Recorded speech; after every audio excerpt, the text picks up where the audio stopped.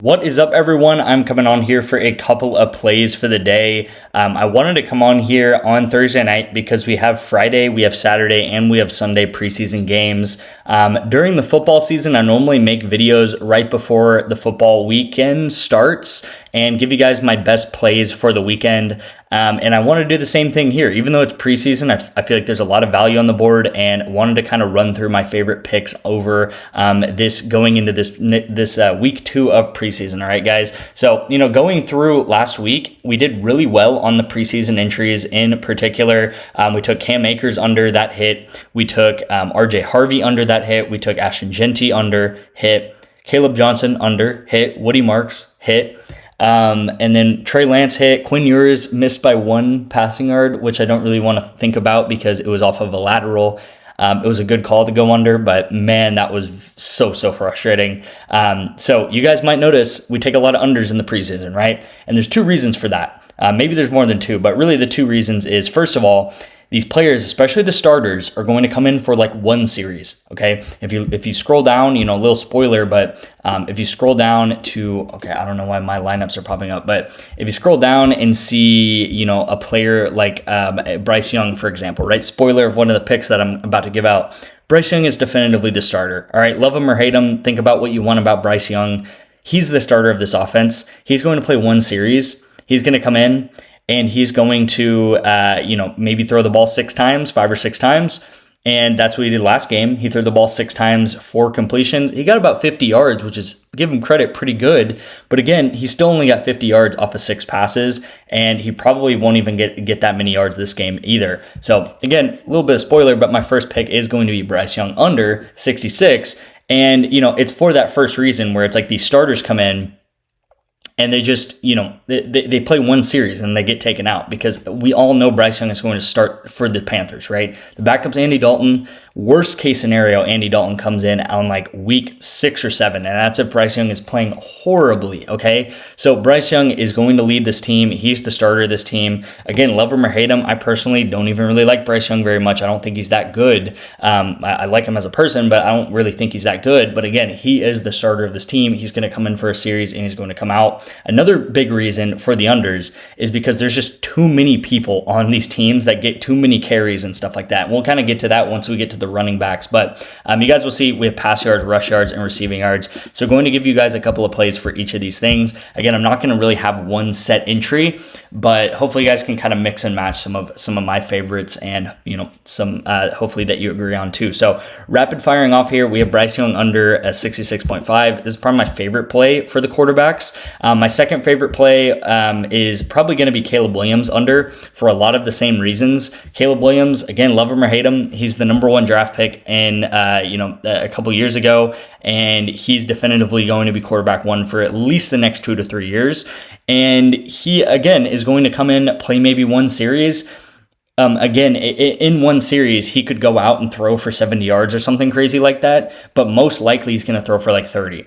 And then there's also an opportunity where they just go 3 and out, right? They run the ball twice, he gets like 2 throws, and they're like 2 incompletions, and then he maybe comes in for like another series, and he throws the ball 3 times, and he gets like 2 out of 3 of them, and they go for like 25 yards, and then gets taken out of the game. All right, like this is all they're looking for a quarterback like that, right? They really don't even want him to do much more than that. So Bryce Young, Caleb Williams. Before I get into the third pick here, you might see like a play like Anthony Richardson and be like, well, Anthony Richardson, he started last year. Why don't we take his under?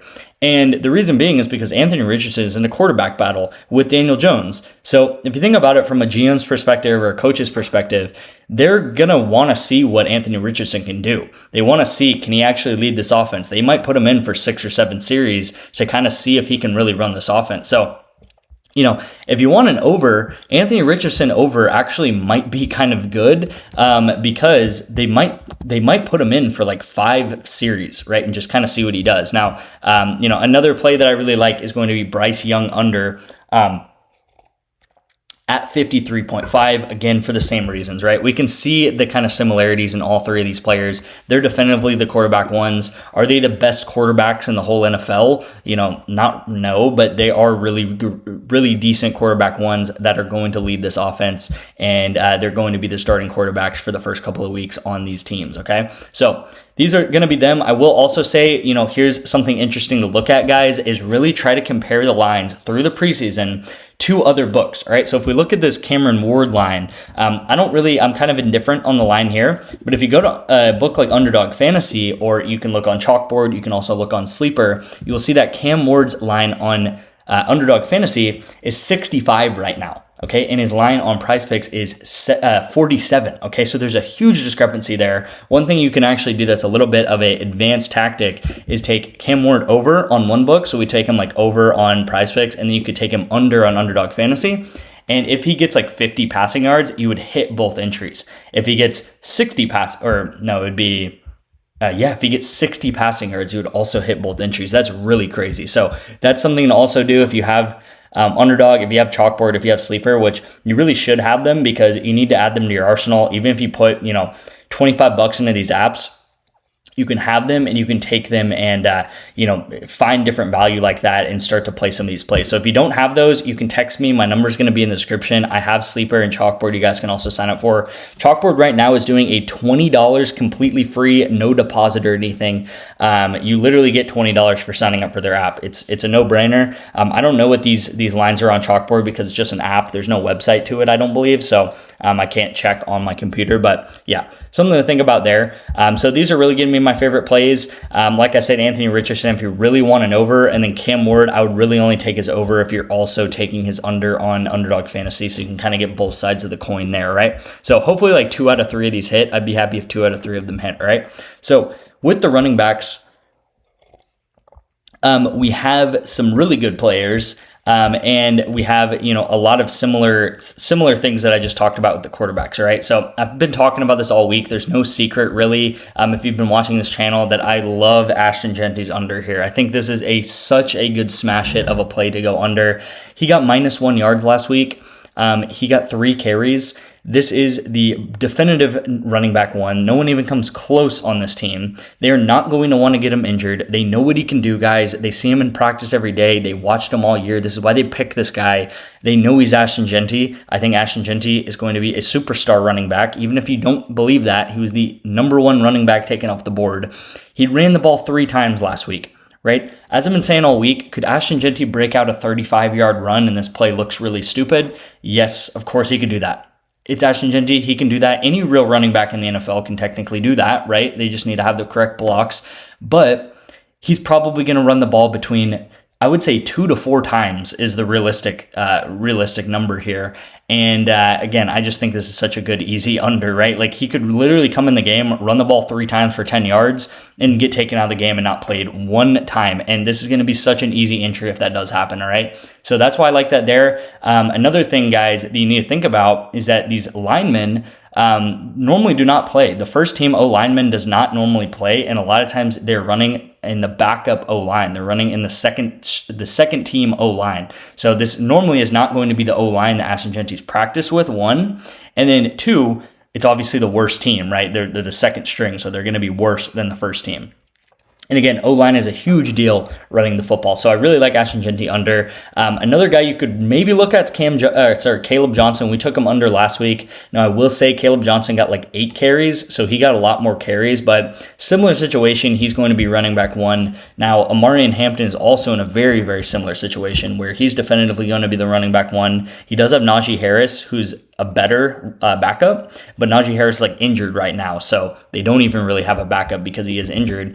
Again, if you look on a site like Underdog Fantasy, his line right now is 21.5, so I would much rather take Amarian Hampton under on Underdog Fantasy, obviously, than at 16.5 on Prizepicks, all right? Don't be scared to take these on other books and stuff, right? It's the same thing. It's money at the end of the day where you're going to hit the play and make money off of it. So Amarian Hampton under, I would probably take him on Underdog Fantasy for sure, because the difference between 21.5 and 16.5 is huge, right? That could be 2 carries of entries there. So Ashton Genty is really my favorite play in the running backs. And then I also really like Chuba Hubbard for just what we talked about. He got 3 carries for 10 yards last week.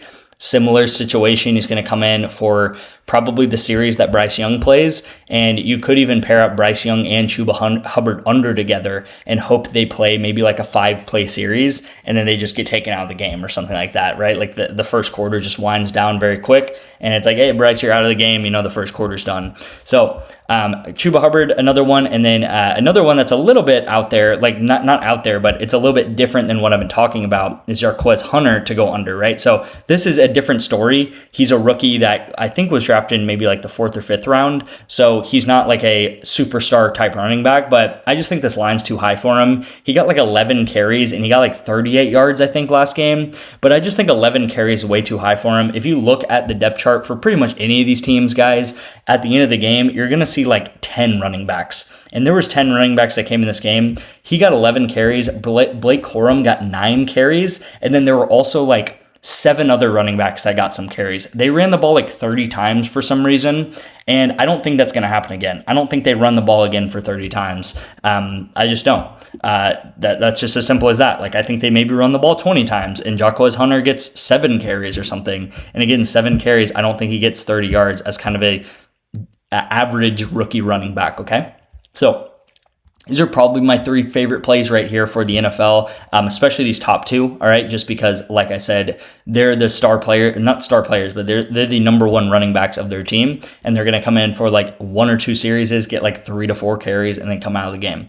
So going into receivers, I honestly do not like the receivers as much, because if you look at any of these guys, they're all pretty talented. They can all catch the ball if they're open, and any of these guys could obviously like get, like, if we just look at like, I don't know, Ty Felton, for example, he could get a 20-yard catch for 1 catch and instantly go over. But again, I'm going to obviously lean to the unders. I think the unders are the way to go. I talked about this one earlier in the week. Malik Heath, he got 4 yards last week. I don't know why his line's 26 right now. This is a really solid entry too to go under. It's a great play that you guys can take. And then let's scroll down here and honestly look at what we're looking at here. I think I liked, who did I like? I think I like Torrey Holton under, but I think his line was 26.5 last time I checked, so it did bump a little bit down. I think when I was scrolling through this here too, another guy that you could take with Bryce Young would be McMillan, which is going to be a starting receiver. But yeah, guys, I'm not a huge fan of a lot of these, to be honest, because at any moment these guys could get a ton of yards. I would really favor, like, I know this guy had a really good game with the Rams. He had like 1 catch for he had like 4 catches or something, and one of them was like a 50-yarder.